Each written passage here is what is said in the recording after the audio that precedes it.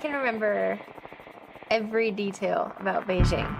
The smell, the lights, the crowd. I remember Nastia Lukin go up and compete and give a beautiful routine. And I remember looking at her score, and it was 1 point higher than the highest score I had conjured up in my mind, that it was impossible for me to get a gold medal.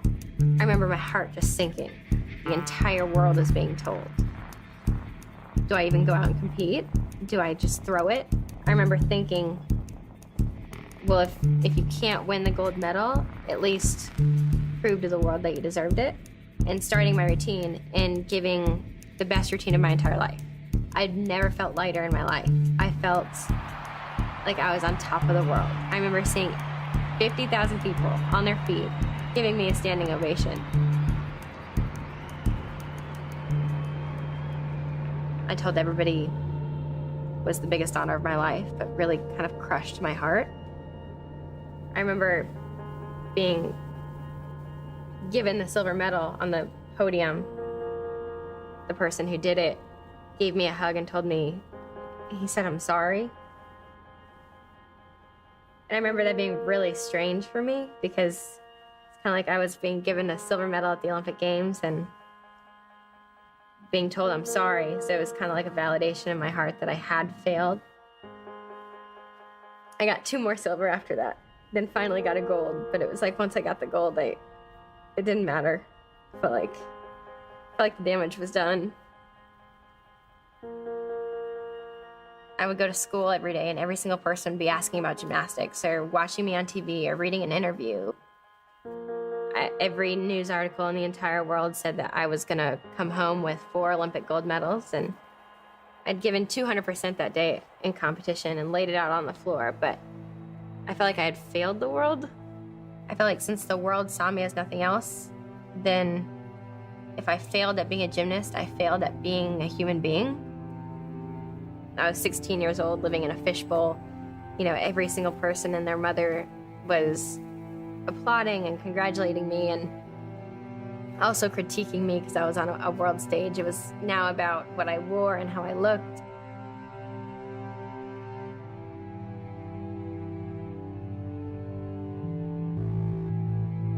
I was growing up in the limelight.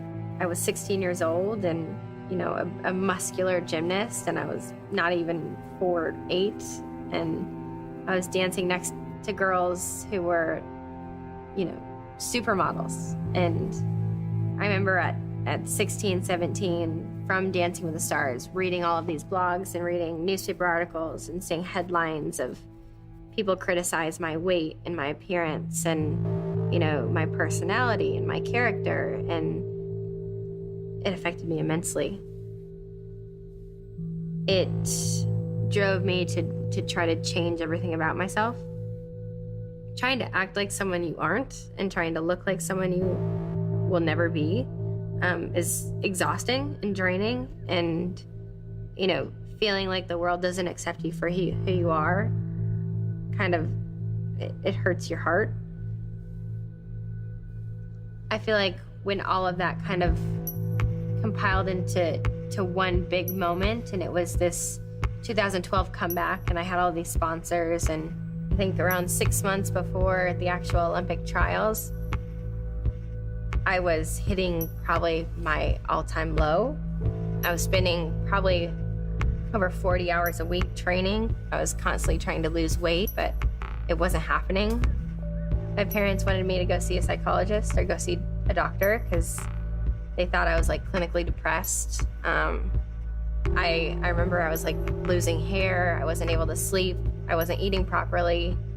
I was struggling with, I wasn't 16 any longer. And so for months, I just pushed myself in practice. And I said, you know, if this is what will make the sponsors happy and my parents happy and my coach happy and the team and the USA national team happy, and if this is what is right for everybody, then this is what's right for me. I can just push through it. And, you know, day after day, come home from practice just bawling and not having any outlet of peace.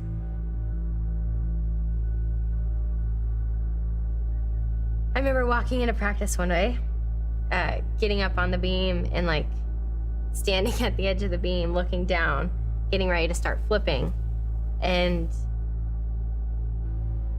it's one of those moments that's really hard to explain and really hard for, I feel like, a lot of people to understand. But in that one moment, I felt like God was telling me, you know, you've been so distraught over this decision and been putting yourself through all of this and your family through all of this, and you've been afraid of disappointing a lot of people and, you know, not being yourself, but it's okay to follow your heart and to put it behind you.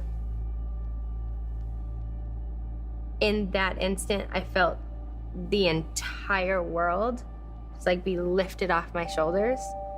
And it was like in that one instant, I knew it was all gonna be okay.